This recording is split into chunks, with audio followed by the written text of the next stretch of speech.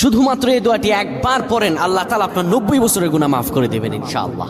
আপনার 90 বছরের গুনাহ মাফ হয়ে যাবে শুধুমাত্র এই দোয়াটি যদি একবার পড়তে পারেন। আপনার ভাগ্য খুলে যাবে, রিজিকে বরকত আসবে, মনের ন্যাক আশা পূরণ হবে, আল্লাহ আপনার সব দোয়া কবুল করে দিবেন। সুবহানাল্লাহি ওয়া বিহামদি।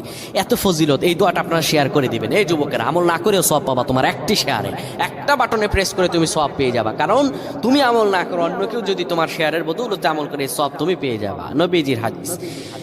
আমার ভাইয়েরা, আল্লাহর কাছে দোয়া করা, আল্লাহর কাছে দোয়া চাওয়া, এটি হলো মুমিনদের কাজ। আমার আল্লাহ বান্দাকে বলেন, বান্দারে উদউনি আস্তাজিব লাকুম, আমার কাছে চাও, আমার কাছে চাইলে আমি আল্লাহ তোমাকে দিয়ে দিব। কেউ যদি একবারে দোয়াটি পড়তে পারে, দোয়াটি হলো রব্বি ইন্নী যালামতু নাফসি ফাগফিরলি।